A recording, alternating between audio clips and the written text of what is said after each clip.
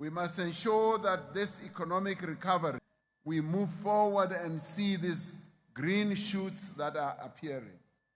We must see new businesses. We must see new startups that are led by young people. We must also see young people getting great skills. We must also see services reliably delivered to our people. And we must also see infrastructure built up. It's been a joy to come to my university here and see that there's a lot of infrastructure built that is taking place. It means that this university is also moving forward. We also want to ensure that as we move forward, as the signs of renewal begin to be felt by our people, we must ensure that our people feel safe in their homes, in the streets of their towns, in the pathways of our rural areas, our villages. Public services must work. Officials must be honest and helpful. Public representatives must be accountable. I must pause and extend my greetings also to another component that I was not aware of. A component of young people from Contralesa. They are sitting right in front here. The Secretary General of Contralesa Youth, and I think Wena President Kapoing, but you are here. I never thought that Contralesa would have a youth wing.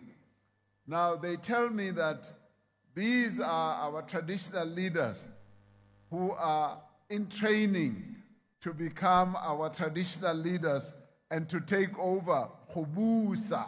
Babatlo Busa Batuba. That's what they told me. Babatlo Busa.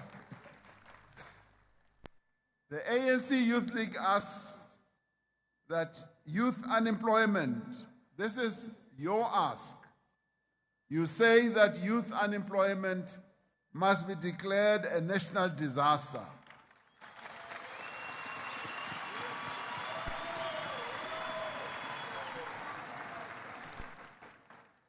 Yes, this is indicative of the depth of the crisis and the seriousness with which you, as the young people of our country, wish to see the issue and the crisis and, yes, the disaster of youth unemployment being addressed. Some of the other demands of the ANC Youth League set out in the discussion papers is the mass creation of jobs for young people with a focus on vital sectors like manufacturing, mining, and agriculture. And I support that we should focus on a number of sectors. We should make sure that we turbocharge our attention in a number of sectors. And I take agriculture, for instance. Agriculture is a sector that has shown a great deal of growth in the few quarters that we have had in our economy. But we still have a great deal of scope. When I look at what other countries have been able to do in agriculture, which I want us to do, is to make sure that they bring in many young people as extension officers to train them, to prepare them and to give them the skills, and then to spread them around the country to work with farmers and make sure that our agricultural produce goes up and get young people to also become interested in agriculture. If we can do that, our economy will also show high levels of growth. It is an area that we're going to want our government to focus on. Youth unemployment is undoubtedly one of the most pressing issues facing our nation, but it also faces many other countries in the world. The world is having to face the challenge of youth unemployment. We are not unique in this, but our problem is bigger, much bigger than other countries. With approximately 3.5 million young people aged 15 and 24 not in employment, education, or training. Through initiatives like the Presidential Employment Stimulus, in which the NYDA also participates. And let's remember that the NYDA is a structure that the Youth League campaigned for in the past and made sure that it is established. The NYDA is yours as young people. And I must testify that I have found that the NYDA is doing absolutely meaningful work. Its work is impactful. Its work is widespread. But we need, yes, to give it more resources so that it can spread the work that it is doing. So through the Presidential Employment Stimulus, working together with the NYDA, we have created work and livelihood opportunities for hundreds of thousands of young people. Together with the Presidential Youth Employment Intervention, it is estimated to have created approximately more than 2 million participants with opportunities since October 2020. One of these programs has given young people more opportunities as school assistants, where they can earn an income, develop their skills, and gain valuable experience. But more importantly, and I've seen it myself, how these young teacher assistants have gone into almost 25,000 of our schools and have been of great help and assistance to the teaching cohort in our schools.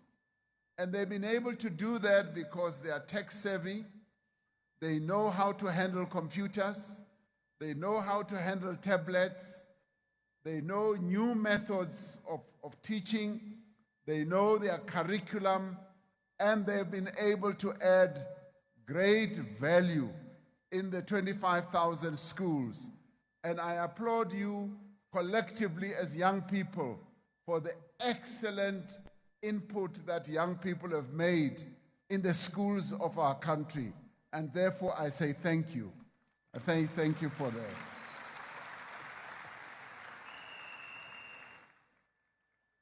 The National Youth Service is another example of young people providing an important service to society while developing their skills and improving their job prospects. The Youth Employment Service is a very successful example of the private sector and government working together to give young people their first work experience. A lack of work experience is one of the greatest barriers that young people find when they are looking for work. And that is why earlier you were the key motivators of us dropping this whole notion of experience, prior experience before people getting into work. And we have embraced it. And you gave leadership there because it has become a barrier. And we are now saying, rather prepare young people, bring them into work situations. Don't prevent them from coming into work because they don't have prior experience. So that one we are dealing with. Some of the demands emphasized by the ANC Youth League in giving effect to the aspiration of the Freedom Charter that the doors of learning and culture should be opened was the call for a significant strengthening of TVET colleges and the support for increased and accessible online learning. The Youth League highlights the need for government-provided resources such as libraries, public Wi-Fi, and necessary infrastructure. As we know, skills development is critical to the achievement of economic emancipation. Since 1994, the democratic government led by the ANC has significantly increased enrollment in schools, in universities, and colleges. The Vice Chancellor was telling me here that 70% of the 24,000 students who attend this university are assisted by government. And without assistance from government, education would not be easily accessible to many of the students who attend this university. Now, this has benefited young people from poor families and working class families the most. Through no-fee schools,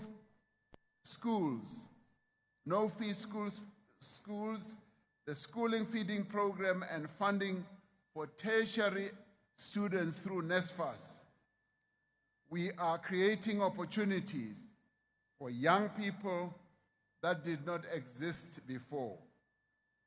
Now, the CETA system, the NGC decided that it should be reviewed to better align with industry requirements and proceed to implement the dual skills acquisition system to foster and accelerate a skills revolution. Now, what this means is that we would like young people, as they are in training, to immediately be attached to an experiential experience type of company or facility, so that when they finish, they must be assured of a job. And that will ensure that we do not have jobless graduates. That will ensure that our graduates immediately know that when they finish either at college, at TVET college, or at university, they already have a job. That's exactly what we want to see happening. Now, the dual learning system is going to enable us to ensure that the resources that are there for training are properly utilized, and that is going to upgrade the skills reservoir of our country. And that is also going to help young people to focus on those courses that are required in the economy. Because it is no use to go and do a course and find that when you finish, the economy does not need that course. So therefore, we want young people to be more focused on those disciplines that are required in the economy.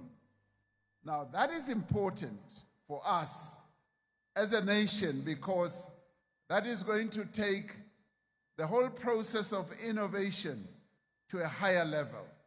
We will get young people who are well trained in the craft or in the discipline or in the course that is useful in the economy.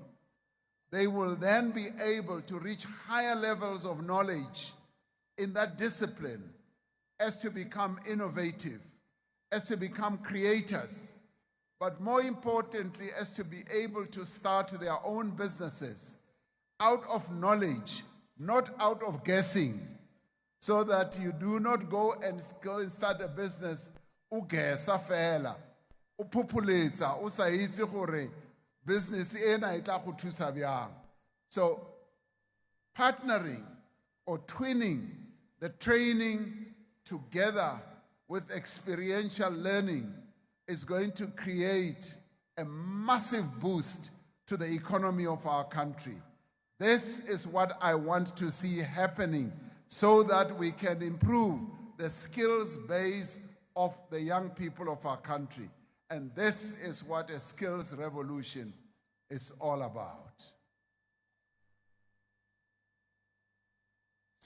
Strengthened by the resolve and the commitment shown by the delegates who attended the ANC and GC, we will continue to refine and improve the broad-based black economic empowerment policies to broaden their reach and to deepen their impact. And those who are saying we must do away with BEE are dreaming. It will never happen.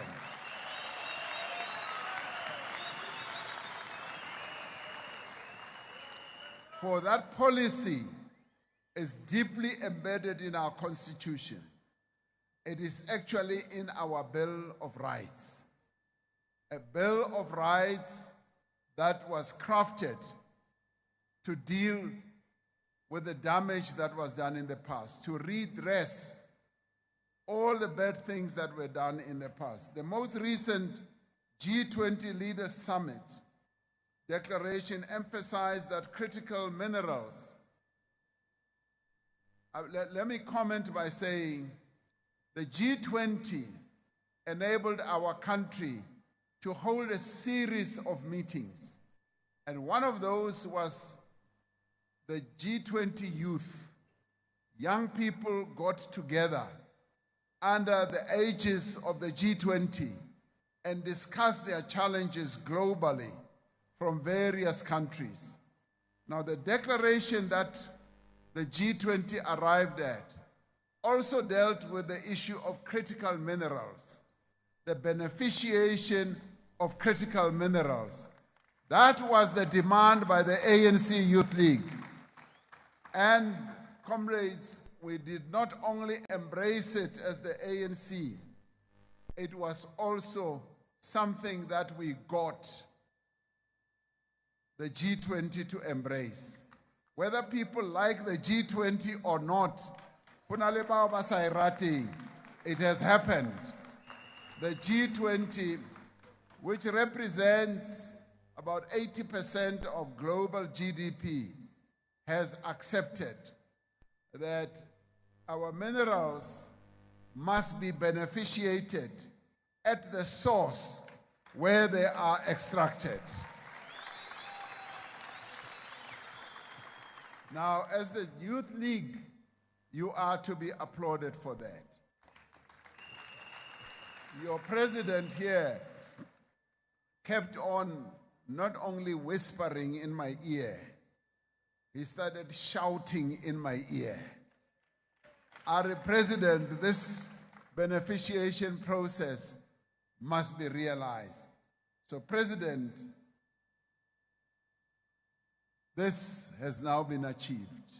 We are now going to move to implementation.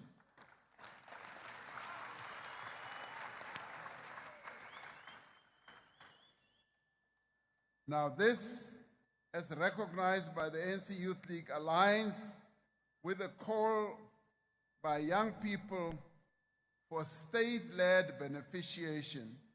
The NGC reaffirmed our commitment to the full implementation of a system of universal health coverage for all, NHI, which you as the Youth League also insisted on.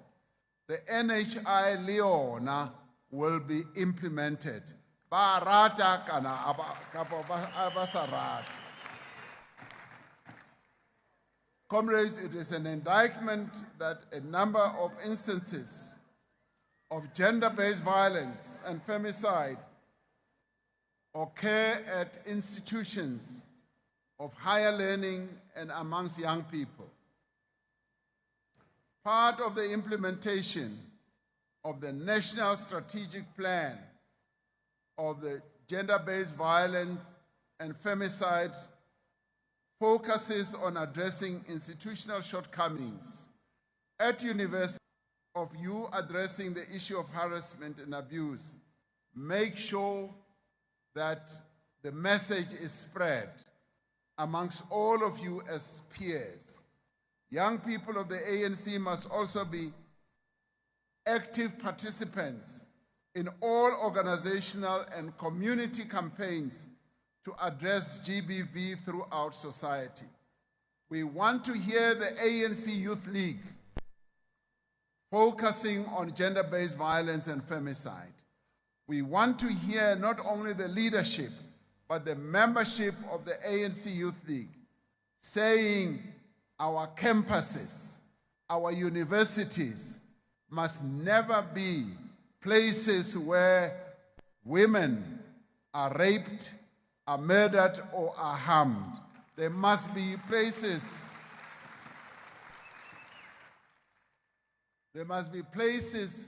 where we say young people must love each other. Ratanang. Wabona.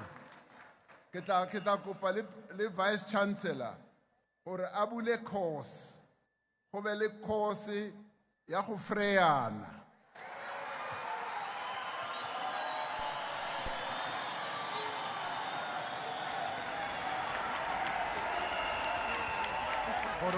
Course. Vice Chancellor, you are here, Kerry. Utome course. There must be a course where young men are taught to, propose love to the women.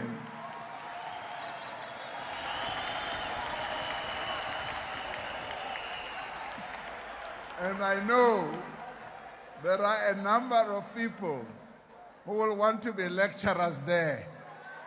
The leadership of the ANC Youth League of old, they will want to come and lecture. And I will be the principal.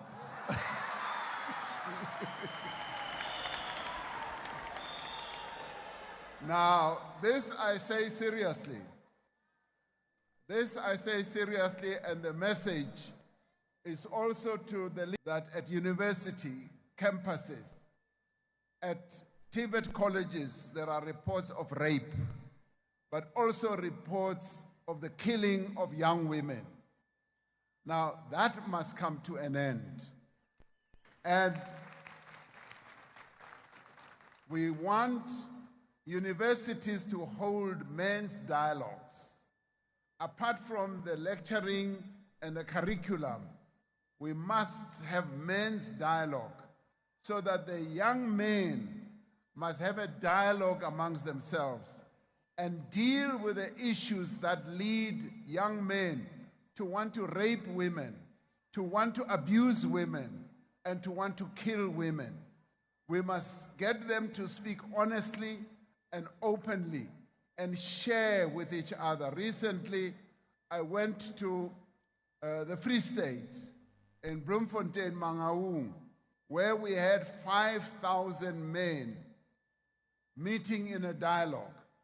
And they were talking about their own experiences. And they were also relating how they should help each other not to abuse women. So I believe that in your case, as the ANC Youth League, this is a project, this is a campaign that you must be leading in. The country must hear the ANC Youth League talking against gender-based violence. You must be going into the various campuses, talking about it. And if you do, they will vote for you because they will see that the ANC Youth League is serious. The ANC remains committed to improving service delivery and to making sure that service delivery improves the lives of our people. The local government elections are coming. You, as the ANC Youth League, must be like the ANC Women's League.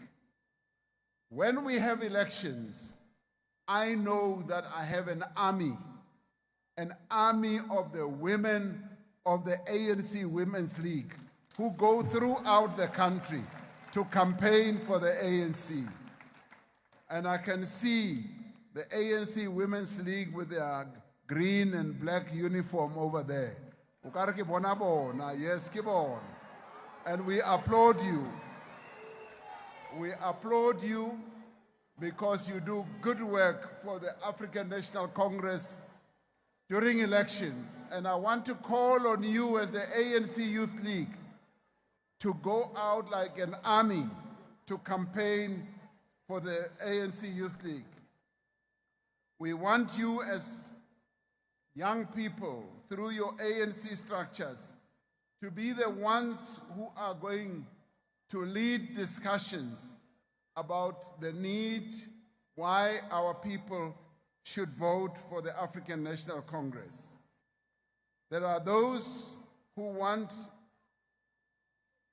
to ensure that the ANC does not succeed, but you are the ones who are going to ensure a total victory for the African National Congress. And we rely on you. Young people must strengthen ties with progressive youth organizations, and not only in our country, but throughout the world. And you must embark on campaigns and mobilize support for the work of our movement in our own country and elsewhere. In conclusion, our movement is turning a corner. We are moving from diagnosis to action, and implementation is now key.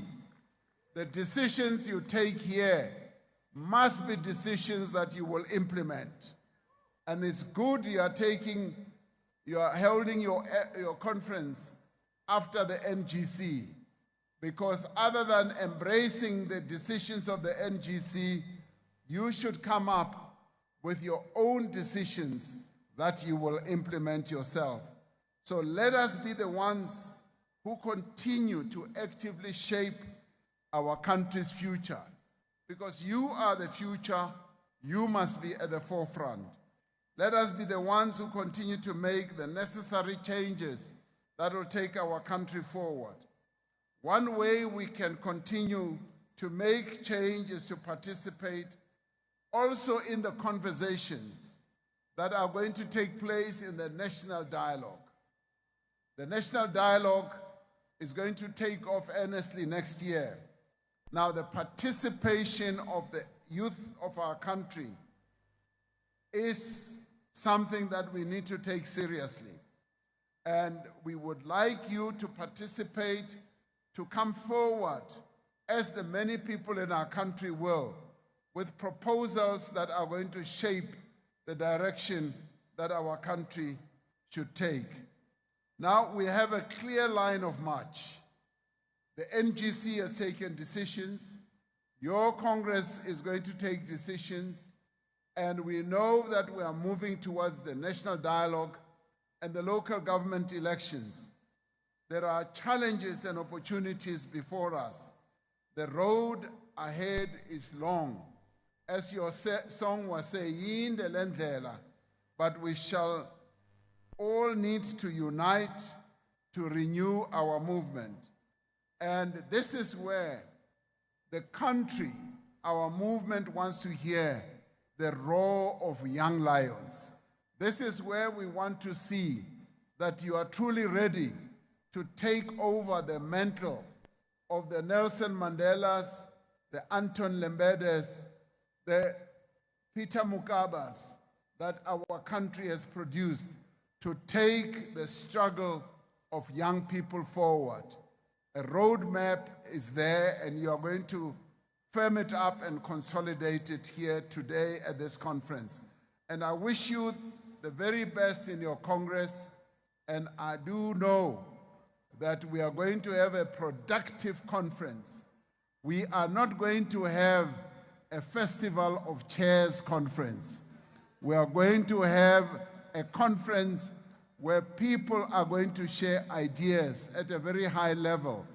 I want to hear that when you finish, you will have come up with the best solutions for some of the challenges that our country faces.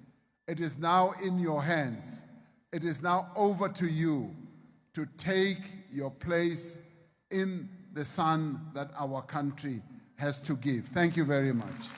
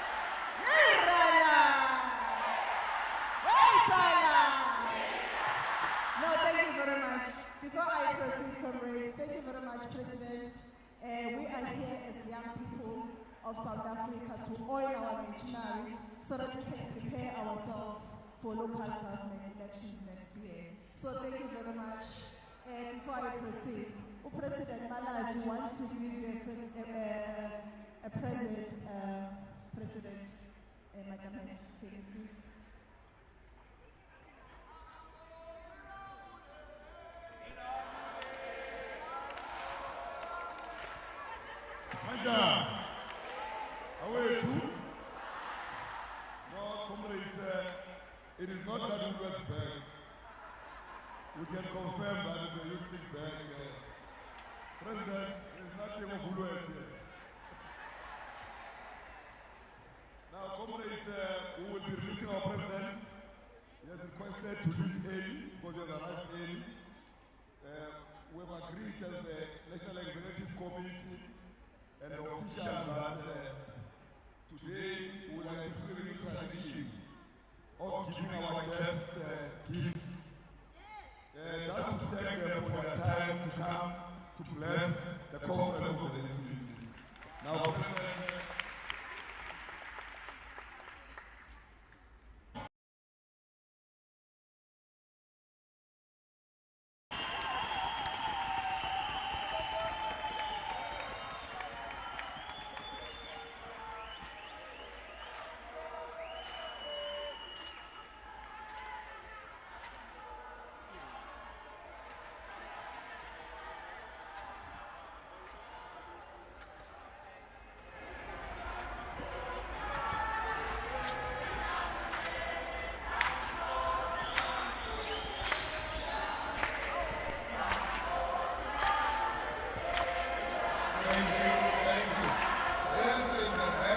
gift I received from the ANC Youth League. Thank you very much.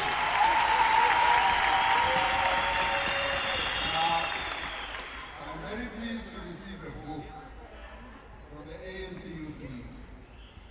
It already begins to read. Now, Oliver Tambo and Nelson Mandela and all the other leaders, Anton Lembede and many others, they used to read. They used to spend time reading. Now, quite often, I always ask young people, you can sit down. I always ask young people how many books they read per year. And sometimes, and I'm not going to do the test here, young people, when I ask how many books do you read a year, and I often say 50 books, nobody raises a hand. 40 books, nobody raises their hand. 30 books, nobody. 20, nobody. 15, one or two. 5, a few. And then I ask, are there anyone amongst you who did not read a book this year? And be honest. They always raise their hands, those who are honest. I'm not going to do the test on you, but it is important to read. Nelson Mandela and many of them used to read at least 50 books a year. The best I have ever done is 40 books a year. Last year was 45 books. Now, I hope you do, as you give me this book, in a black bag. It's not a Woolworths bag. As you give me this book, which I will read, I do hope that you yourselves do read. And I want to give you a target. I will meet you again at the national level. I'll ask you, and I'll ask one by one, how many books have you read? Now I want to give you a target. Make sure that at least you read 30 books next year. 2026, read 30 books. That is the target I am giving you. Try everything you can to read 30 books. And thank you very much, Amandla.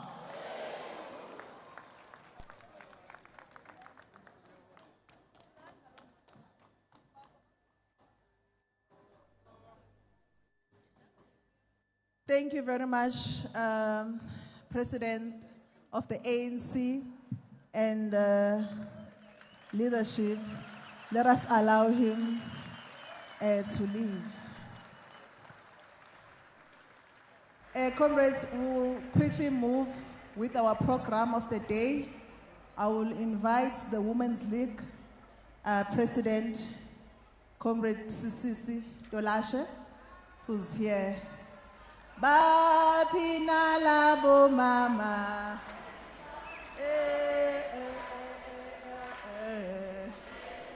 Bapina labo mama. Bavalelwe machele. Oh, tina siyabuza. Oh, tina sinemibuzo.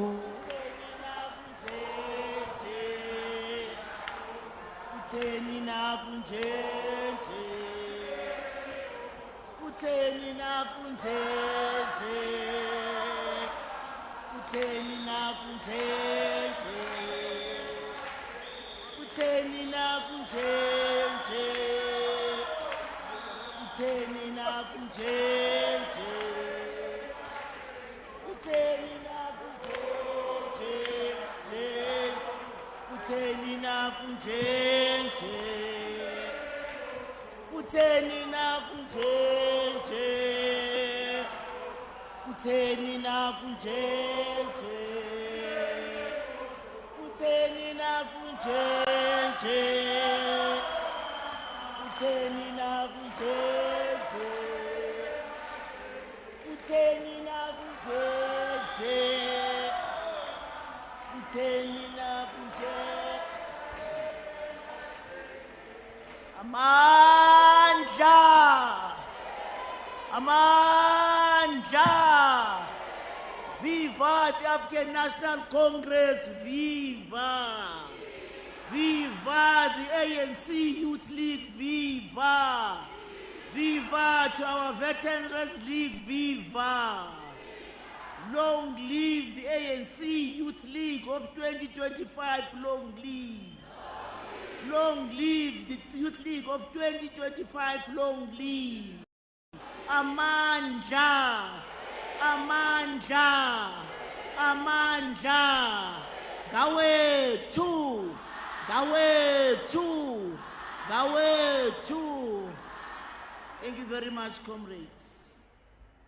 To our program director and the deputy president of the ANC Youth League, Comrade Phumzile Mgcina, the president of the ANC and president of the Republic, osanda ukuhamba, Comrade Matamela Cyril Ramaphosa, the leadership of the ANC Youth League, led, of course, by one and the only Comrade Colin Malachi.